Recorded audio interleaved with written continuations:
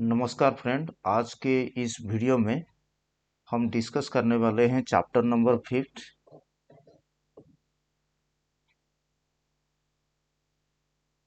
Chapter number 5 of mines rules 1955। Chapter number 5 जो है health and sanitation. Health and sanitation के बारे में दिया है, जिसका प्रोविजन सब दिया है। Health and sanitation, health and sanitation, health and sanitation के बारे में हम डिस्कशन करेंगे। ये जो चैप्टर स्टार्टिंग होता है रूल नंबर 30 से। ठीक है, rule number 30 quantity of drinking water, quantity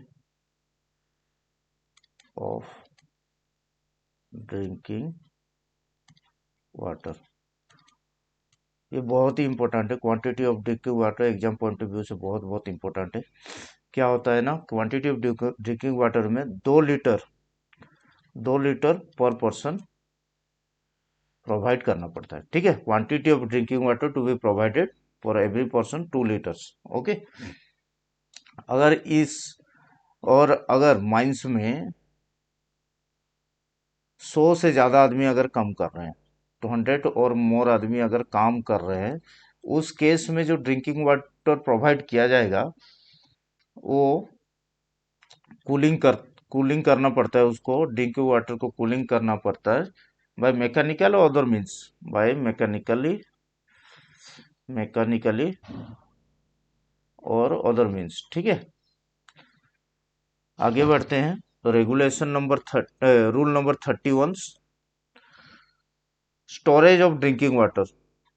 storage of drinking water ज़्यादा इम्पोर्टेंट नहीं है, बस इसका रूल नंबर याद रखो। Storage of drinking water 32, rule number 32, decision of chief inspector final. अगर ड्रिंकिंग वाटर के बारे में जो भी डिस्प्यूट है, तो वो डिस्प्यूट क्या होता है ना, वाटर सप्लाई का जो भी ड्रिंकिंग वाटर वाटर सप्लाई का डिस्प्यूट जो भी है वो चीफ इंस्पेक्टर फाइनल करते हैं।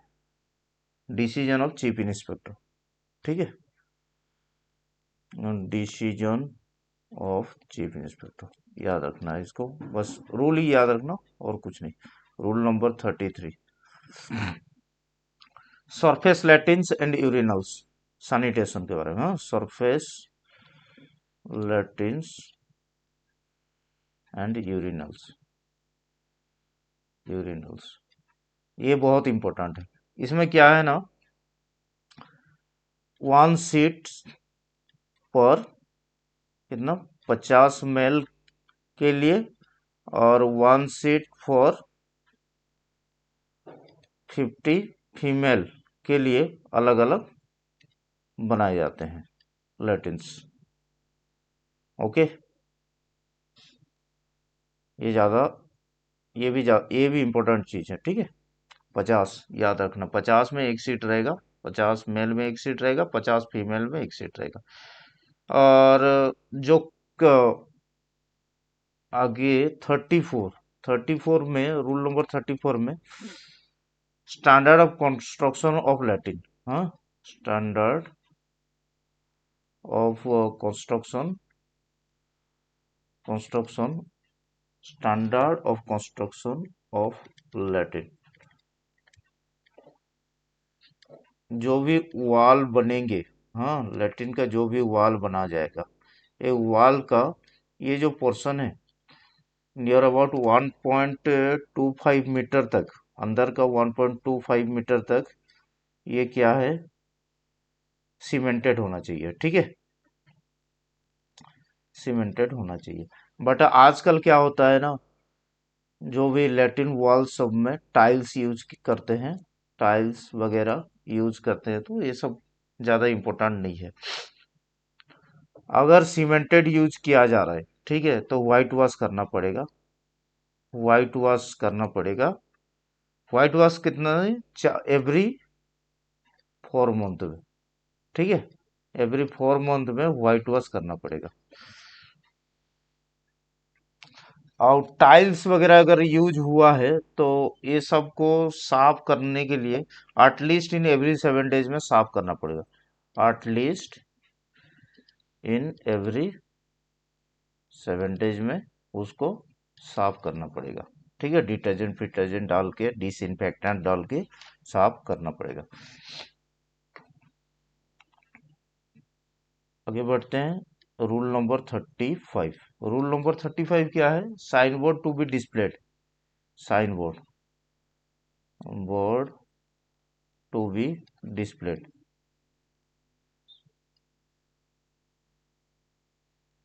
ठीक है, साइन बोर्ड मेल के लिए मेल साइन बोर्ड लगाना है। जो लैटिन रहेगा मेल के लिए मेल, और इधर फीमेल के लिए फीमेल। ठीक है, साइन बोर्ड, साइन बोर्ड मतलब इसमें क्या है ना, पर इस लैंग्वेज में लगाना है कि सबको पता चले, मेल को भी पता चले फीमेल को भी पता चले कि ये मेल लैटिन है, ये फीमेल लैटिन है, बस।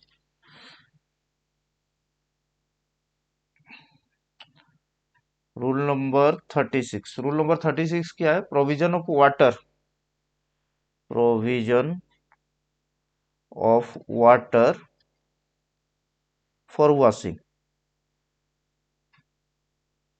ठीक है, टैप, सफिशिएंट टैप होना चाहिए, सफिशिएंट नंबर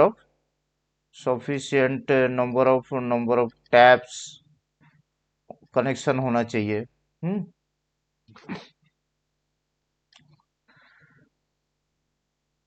37, रूल नंबर 37 क्या है? Underground Latin, underground Latin, underground Latin, underground Latin में सेम स्केल 50% में एक। ठीक है, 38, अंडरग्राउंड में सैनिटेशन, साफ सुथरा रखना है, tidy conditions, neat and clean condition में रखना है। 38, 39, 39 ऑब्लिगेशन ऑफ वर्क पर्सन, ये याद रखना। 39 क्वेश्चन आ सकता है।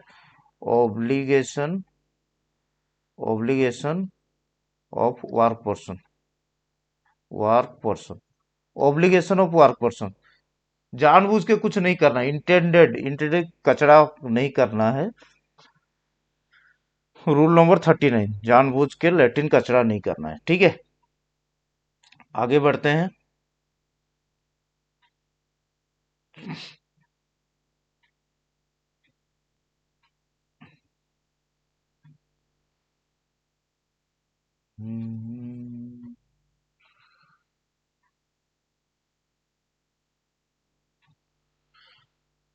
वेलफेयर एमिनिटीज के बारे में हम लोग पढ़ेंगे उसके बाद।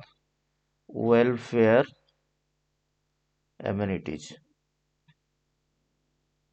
वेलफेयर एमिनिटीज, ये जो है chapter number 9, chapter chapter number 9। ठीक है, welfare amenities, mines rules 1955।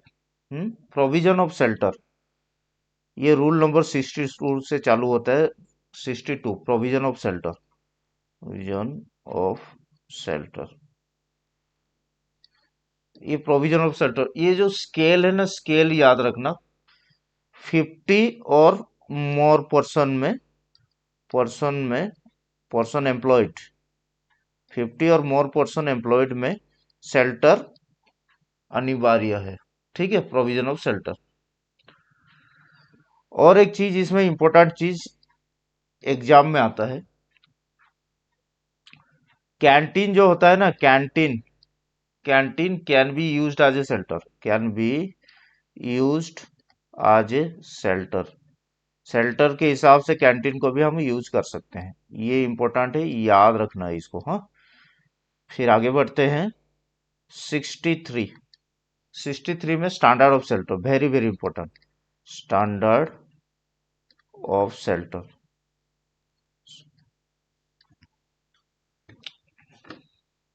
Standard of shelter, floor area, floor area, floor area, shelter का floor area not less than 14, not less than 14 metre square, square metre. ठीक है, not less than 14 square metre. Floor area हो गया। फिर अगर shelter जो बनाया गया है, अगर फ्लैट रूफ में बनाया गया है शेल्टर, लेट अस सपोज ये तो फ्लैट रूफ में अगर शेल्टर बनाया गया है, तो ये जो वॉल का हाइट जो होना है, not less than 2.5 metre, not less than 2.5 metre, 2.5 metre से कम नहीं होना है, ठीक है। Flat roof, flat roof, in case of flat roof. अगर इंक्लाइंड रूफ हो गया, इंक्लाइन रूफ अगर हुआ, तो ये केस में इंक्लाइंड रूफ, ये केस में जो लोएस्ट लोएस्ट पार्ट जो है, कम लेंथ जो है, लोएस्ट पार्ट कम हाइट जो रहता है, मिनिमम 1.8 मीटर का होना है, और हाईएस्ट पार्ट का जो हाइट मिनिमम 3.5 मीटर का होना चाहिए। ये बहुत बहुत ही इंपॉर्टेंट है, ये दोनों याद रखना। और 14 स्क्वायर मीटर याद रखना है स्टैंडर्ड ऑफ शेल्टर का।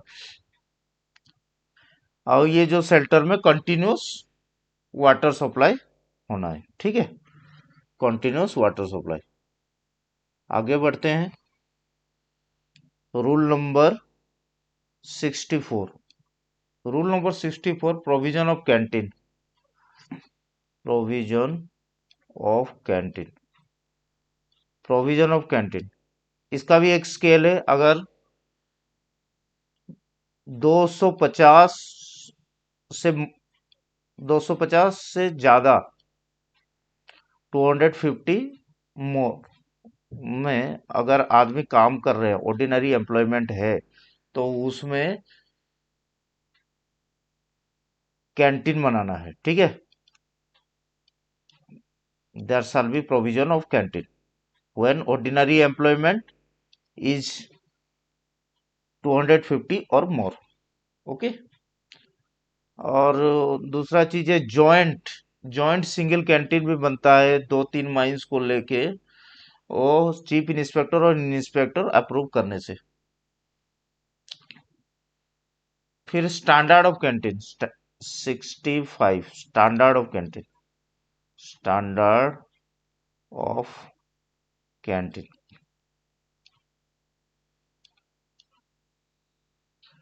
जो कैंटीन है ना, कैंटीन, कैंटीन हो गया यहाँ। और अगर ये इसमें एक लैट्रिन है, ठीक है, लैट्रिन यूरिनल्स अगर है, लैट्रिन और यूरिनल अगर है, तो ये जो कैंटीन जो है, मिनिमम डिस्टेंस कितना होना चाहिए, 15 मीटर, मिनिमम डिस्टेंस 15 मीटर होना चाहिए इस दोनों के अंदर, ठीक है। फिर कैंटीन का व्हाइट वॉश, अंदर का white wash, colour wash, colour painting, painting, हाँ, व्हाइट वॉश और पेंटिंग, वॉल जो पेंटिंग होता है, वो वंस ए ईयर, सालाना एक बार, वंस ए ईयर, सालाना एक बार किया जाता है। Wood work, wood work, iron और steel work, iron and steel work, wood work और आयरन एंड स्टील वर्क जो रहेगा वंस इन 3 ईयर, 3 साल में एक बार। और एक चीज, white wash off, white wash off kitchen, kitchen के अंदर, हाँ, 4 महीने में एक बार, 4 मंथ में एक बार करना है, ठीक है।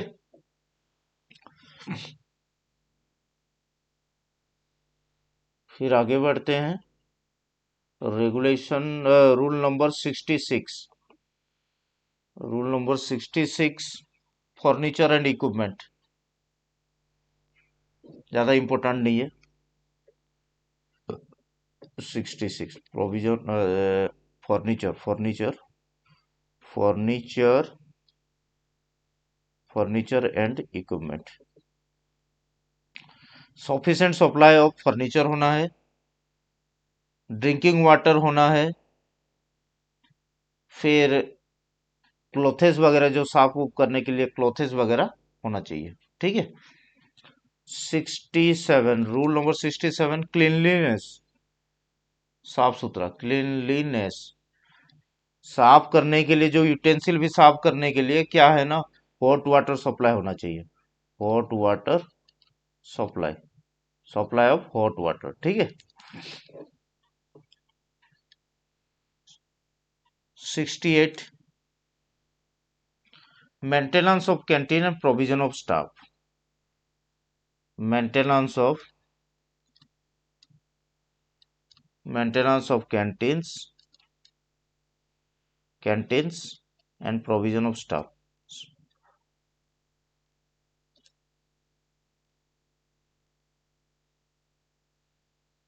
ठीक है। कैंटीन एक्चुअली रन होता है ओनर, एजेंट और ऑफिसर इंचार्ज, और ऑफिसर इंचार्ज ऑफ कैंटीन, ये लोग रन करते हैं कैंटीन को, ठीक है। वर्कर अगर चाहे तो वर्कर भी कर सकते हैं, दे इसको कैंटीन को चला सकते हैं वर्कर, ठीक है। जो भी लेकिन खर्चा होगा, जो कैंटीन में जो भी खर्चा होगा, वो खर्चा कौन देगा, सब प्रोवाइड करेंगे ओनर एजेंट, ठीक है। कैंटीन मैनेजिंग कॉम्पिटी, ये बहुत इंपॉर्टेंट है। 69, canteen managing committee. Canteen managing committee जो है very very important, exam point of view से ये पक्का क्वेश्चन आता है इसमें से। कैंटीन मैनेजिंग कमिटी जो है ना, ओनर, एजेंट और ऑफिसर इंचार्ज ऑफ कैंटीन के द्वारा कैंटीन मैनेजिंग कमिटी चुना जाता है। इसका जो मीटिंग होता है ना, कैंटीन मैनेजिंग कमिटी का जो मीटिंग होता है, not less than once a month, एक महीना, एक महीना से, एक महीना कम अंतराल में नहीं होगा, एक महीना के बाद ही होता है। एवरी मंथ मान के चलो, ठीक है। महीने में भी हो सकता है, ज्यादा भी हो सकता है, लेकिन महीने से कम में नहीं होगा, ठीक है। और जो ये कमिटी है ना, कैंटीन मैनेजिंग कमिटी में कुछ नॉमिनेटेड मेंबर रहते हैं, कुछ इलेक्टेड मेंबर रहते हैं। Same number of nominated member, same number of elected member रहते हैं। और इसमें क्या है,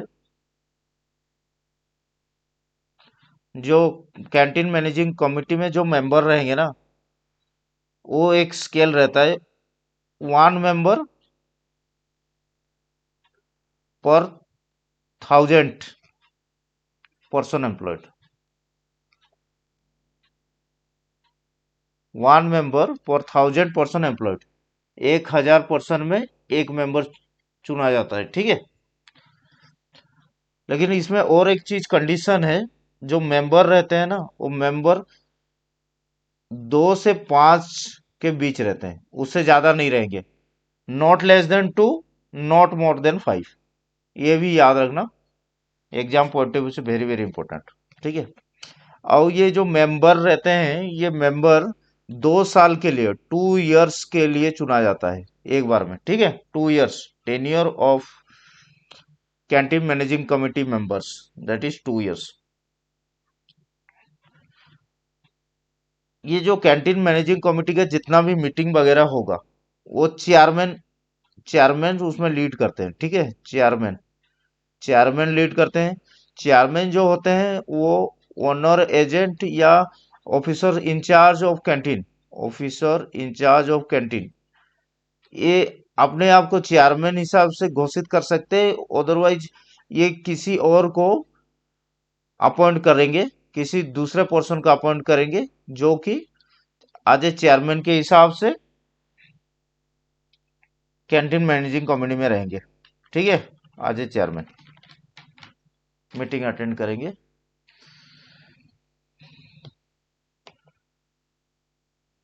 आगे बढ़ते हैं, rule number 70, rule number 70, prices to be charge,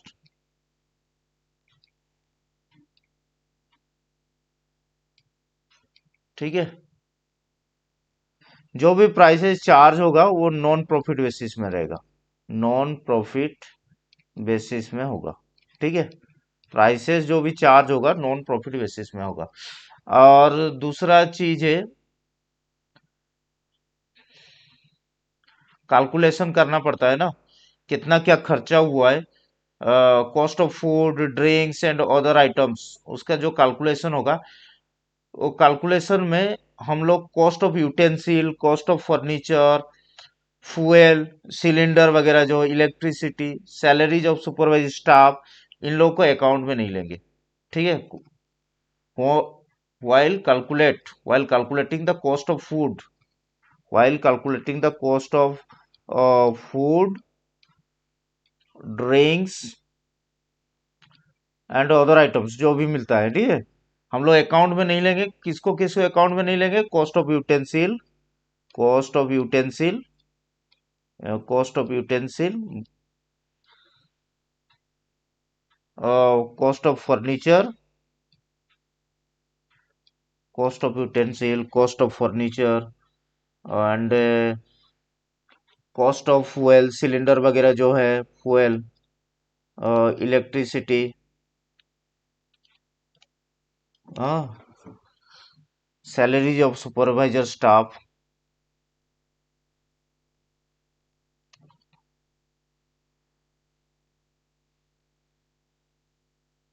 ये सबको हम अकाउंट में नहीं लेंगे। ठीक है, फिर आगे बढ़ते हैं। 71, 71 में ऑडिट होगा, अकाउंट जो भी है, जितना भी जो खर्चा वर्चा होता है उसका ऑडिट होगा। ऑडिट कब होगा? सालाना एक बार, वंस इन ए ईयर, सालाना एक बार ऑडिट किया जाएगा। हाँ, ऑडिट कौन करेंगे? चार्टर्ड अकाउंटेंट के द्वारा ऑडिट होगा या ऑडिटर के द्वारा ऑडिट होगा, जो भी है ऑडिट होगा। ऑडिट होने उसके बाद जो balance sheet to be submitted, जो बैलेंस शीट बनता है, ठीक है, बैलेंस शीट, बैलेंस शीट, कितना पैसा था, कितना खर्चा हुआ है, कितना बचा है, जो बैलेंस शीट होता है।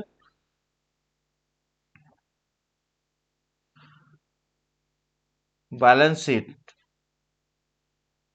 कैंटीन मैनेजिंग कमेटी को सबमिट करना पड़ता है।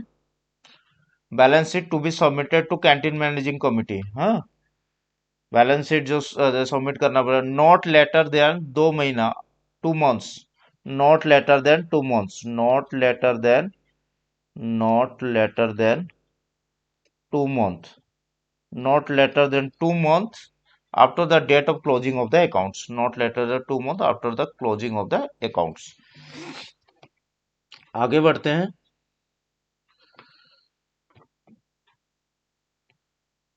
अभी हम लोग पढ़ेंगे वेलफेयर, वेलफेयर ऑफिसर के बारे में।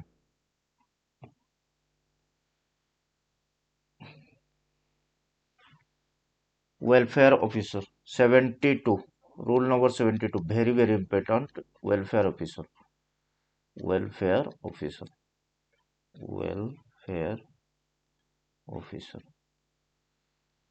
वेलफेयर ऑफिसर जो होता है ना, अगर ऑर्डिनरी एम्प्लॉयमेंट 500 और मोर होंगे, देन वेलफेयर ऑफिसर का नियुक्त होगा, एम्प्लॉयमेंट। ठीक है,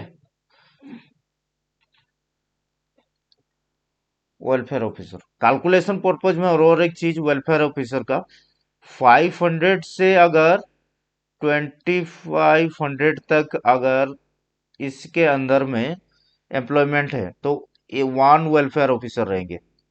ठीक है, और 2501 से लेके 4500 तक एम्प्लॉयमेंट अगर है तो इसमें इन केस में 2 वेलफेयर ऑफिसर,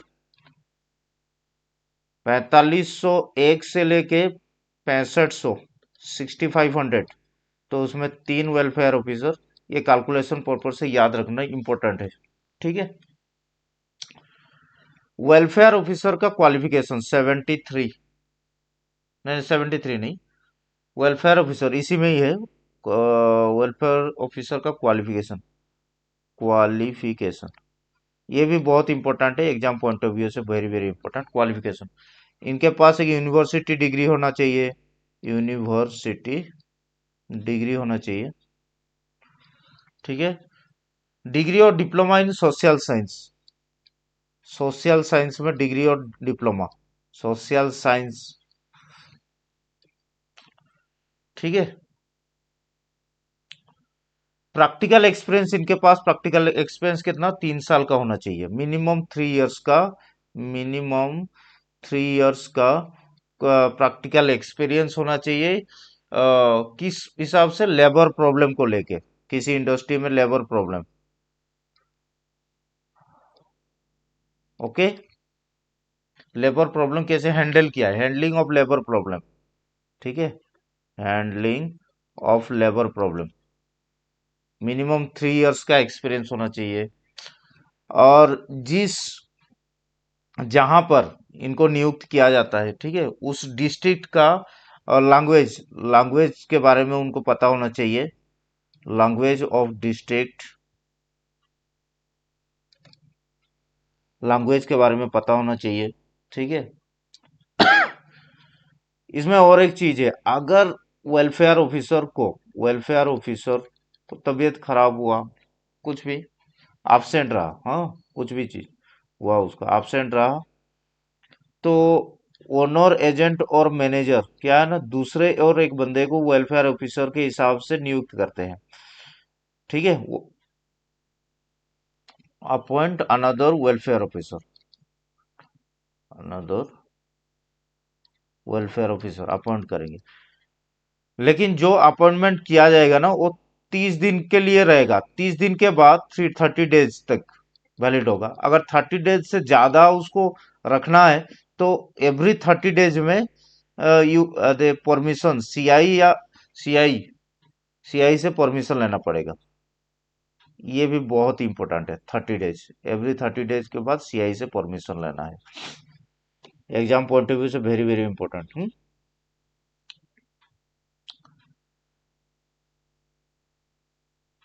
दूसरा चीज है welfare officer,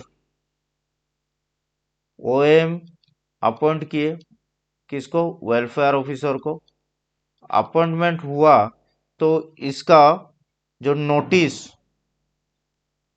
notice of appointment हुआ, रेजिग्नेशन हुआ, जो भी है, ठीक है, ये जो नोटिस है, नोटिस किसको भेजा जाएगा, चीफ इंस्पेक्टर को भेजा जाएगा। कितना दिन में, विद इन 7 डेज, 7 दिन के अंदर भेजा जाएगा नोटिस, वेरी वेरी इंपॉर्टेंट, 7 दिन के अंदर। वैकेंसी वगैरह जो रहता है ना, post of work welfare officer, vacancy जो रहता है एडवर्टाइजमेंट किया जाएगा न्यूज़पेपर में, ठीक है। Duties of welfare officer, very very important, duties of welfare officer, हमेशा हमेशा क्वेश्चन आता है, ड्यूटीज ऑफ वेलफेयर ऑफिसर, क्या ड्यूटी है, to maintain harmonious relation between, harmonious relation, to maintain harmonious relation between management and worker, ठीक है, harmonious relation maintain, to bring to the notice of the, अगर कुछ भी क्या है, ग्रीवांसेस कुछ भी है, ग्रीवांसेस ऑफ वर्कर्स, वर्कर्स का ग्रीवांसेस को मैनेजमेंट के पास पहुंचाता है, ओके। तीसरा थिंग, हेल्प करता है, help worker, worker to adopt themselves, to adopt themselves, worker to adapt themselves to the working environment, to the working environment, help workers to adapt themselves to the working environment. And fourth one is the assist करेगा, ठीक है, assist in formation of committees related to welfare of workers. Assist in formation of committees, information of committees, assist in formation of committees related to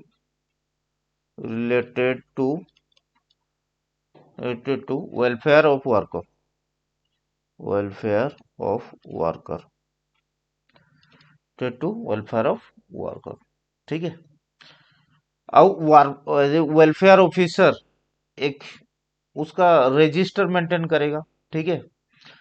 जो भी register maintain करता है at the end, साला end of the year, end of the year, उसका जो summary है ना, summary को मैनेजर मैनेजर सीआई को भेज देते हैं। ठीक है।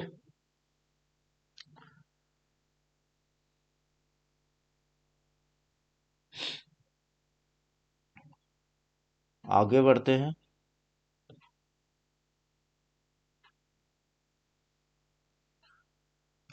74, rule number 74, condition of service, condition of service.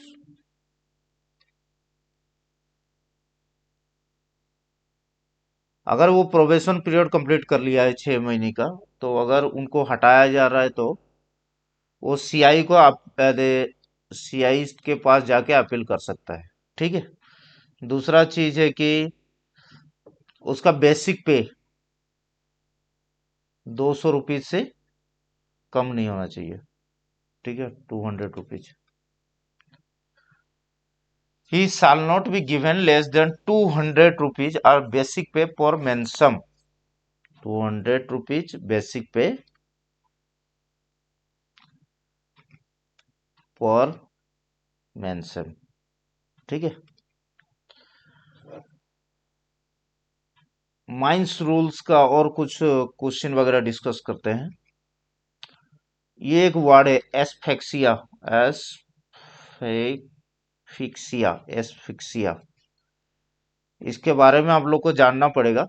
ठीक है। एग्जाम पॉइंट ऑफ व्यू से भी इंपॉर्टेंट है। लॉस ऑफ ब्रीदिंग इसको बोला जाता है, loss of breathing, loss of breathing, एसफेक्सिया।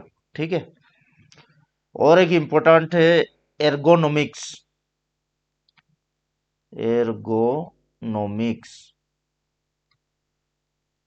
ये तो हमेशा क्वेश्चन में आता है, एर्गोनोमिक्स।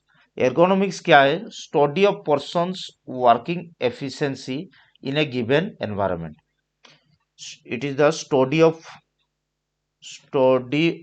Persons working efficiency, persons working efficiency. It is the study of persons working efficiency in a given environment, in a given environment।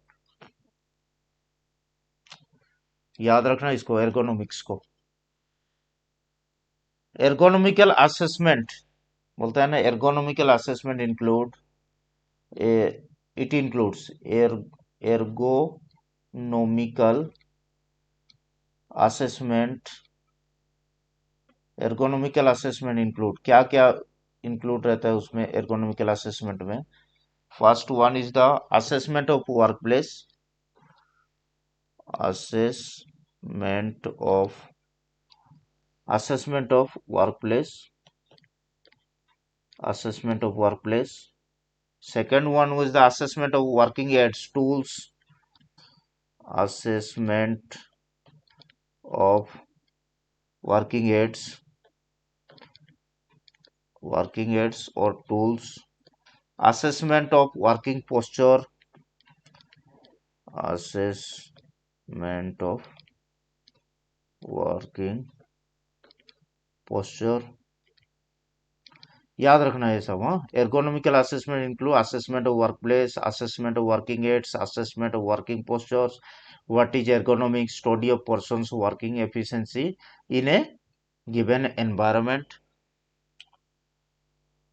और एक चीज है, हम लोग पीएमई पढ़े थे ना, पीरियोडिकल मेडिकल एग्जामिनेशन जो पढ़े थे, ये 5 साल में एक बार होता है, 5 साल में, 5 ईयर्स में होता है, ठीक है। But 10th national safety conference में दिया गया है, अगर किसी एम्प्लॉयर का उम्र, एज मोर देन 45 ईयर्स, ठीक है, 45 साल से ज्यादा हो गया, उस उस कंडीशन में पीएमई जो है, पीएमई जो है हर एक 3 साल में होगा, नॉट मोर देन 3 ईयर्स, ठीक है। ये भी क्वेश्चन में आया था, ये इंपॉर्टेंट भी है।